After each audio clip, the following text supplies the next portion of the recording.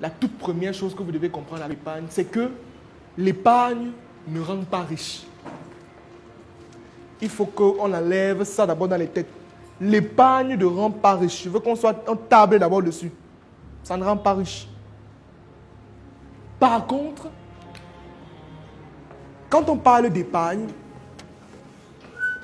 si tu es dans l'optique de que l'épargne te rend riche, c'est que tu vas beaucoup te tromper.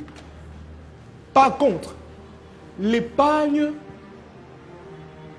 Attendez, on va aller dans deux catégories. Donc, premièrement, on a quoi? On a l'épargne ici, n'est-ce pas? N'est-ce pas? L'épargne engendre quoi? L'épargne, il y a deux catégories. L'épargne pour investissement. Voici l'épargne qui rend riche. Ce n'est pas l'épargne tout court qui rend riche, c'est l'épargne pour investissement qui rend riche. Est-ce qu'on est d'accord? Est-ce que c'est bon?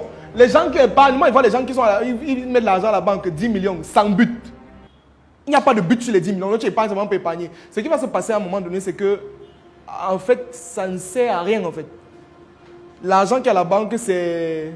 Si tu regardes l'argent qui est à la banque, tu es content. Il n'y a pas d'objectif sur ça. C'est que tu es même con. Que j'ai 10 millions à la banque, ça fait quoi? Tu veux faire quoi avec ça? C'est l'épargne pour investissement qui rend riche. Et à côté de l'épargne pour investissement, on a ce qu'on appelle l'épargne de... Qui peut me dire? De sécurité. Merci. L'épargne de sécurité. L'épargne de sécurité ici, ça agit un peu comme ce que j'ai dit tout à l'heure, les prévisions. C'est-à-dire qu'ici, c'est principalement pour tes besoins urgents. Et ici, c'est pour des investissements. Ça, c'est pour les investissements. On n'est pas dans la logique. Ce n'est pas que j'épargne parce que ça ne rend pas riche. Il n'y a pas d'épargne. Si tu es seulement dans la logique que l'épargne te rend riche, ça ne rend pas riche. C'est l'épargne pour investissement qui rend riche. C'est que je mets de l'argent de côté pour un projet futur. Mais comme je l'ai dit tout à l'heure, c'est pour cette raison que j'ai décidé de commencer par quoi? Par la vision. Parce que quand tu commences à avoir une vision, tu n'épargnes pas pour épargner, tu épargnes parce que tu as tu veux lancer un projet. Mais si tu épargnes sans but, tu sais ce qui va se passer? Ça va finir.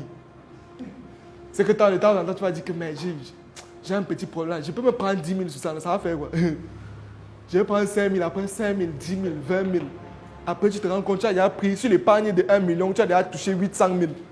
Tu dis, il faut que bon, les 200 000,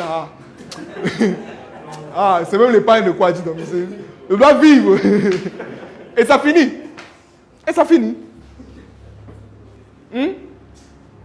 Donc, c'est ça. On a deux catégories d'épargne. L'épargne pour investissement et l'épargne de sécurité. Et chacun doit se poser toujours la question de savoir... Vous devez être dans cette logique-ci. Épargner pour investir. Épargner pour investir. N'épargnez pas pour épargner. Parce que ça vous plaît d'épargner. Ou alors épargner pour la sécurité. Ça veut dire que quelque part, j'épargne, je me dis, bon, peut-être l'année prochaine, par exemple, mes enfants... Non, en fait, l'épargne doit avoir un but. Ça doit avoir un but. S'il n'y a pas de but sur l'épargne, c'est même plus l'épargne. En fait, c'est l'argent que tu déposes seulement. Je décide de mettre la sécurité, par exemple, sur quoi? Pour, par exemple, payer l'école de mes enfants plus tard. Le mois va venir, j'ai de l'argent maintenant, je préfère épargner ça. Et quand l'école arrive, je paye la pension de mes enfants. C'est comme ça que mon père a toujours agi avec nous, en termes d'école. Ça veut dire qu'il peut avoir de l'argent en janvier. Ce qu'il fait, c'est quoi? C'est qu'il va garder une partie, il va budgétiser directement en se disant que le mois de septembre, mes enfants vont aller à l'école. Il calcule exactement toutes les pensions, avec tous les besoins, et même le transport. Il prend l'argent là maintenant, il garde ça quelque part. Et c'est ça maintenant qui lui permet de faire en sorte que quand nous, on voulait maintenant aller à l'école, ce qu'il faisait, c'est quoi? C'est qu'il retirait maintenant cet argent-là, et il nous envoie à l'école normalement. Nous, on partait tout à l'école bien. C'est grâce à quoi? Épargne de sécurité. Parce qu'il faut comprendre un principe très simple à l'argent, c'est qu'on ne garde pas l'argent dans la main. Ça, vous avez fait l'expérience, quand tu as 10 000 dans ta main, dès que ça devient 200 000, c'est fini. Hein. Non, c'est fini. Si tu as 10 000 et que tu casses en 200 000, c'est fini. Ça veut dire que tu vas sortir le matin avec 10 000. Tu vas rentrer avec 75. Et tu vas commencer à dire que mais j'ai pris le transport 400. J'ai mangé le pain porc de 700. Mais comment il me reste 75? Pourtant, j'avais 10 000. C'est ça, en fait. C'est ça. Toujours l'épargne de sécurité et l'épargne d'investissement. Bonsoir à toi, j'espère que tu vas bien. Actuellement, tu viens de regarder un extrait de ma formation qui s'intitule « Atteindre ses objectifs financiers, les étapes ». Une formation qui va t'aider à savoir maîtriser tes dépenses, à savoir comment épargner, à savoir comment développer tes sources de revenus. Cette formation est incluse dans le pack Money Master qui est actuellement en promotion à seulement 25 000 francs. Le pack Money Master est constitué d'exactement 5 formations. La première, atteindre ses objectifs financiers. La deuxième, comment faire un bon investissement.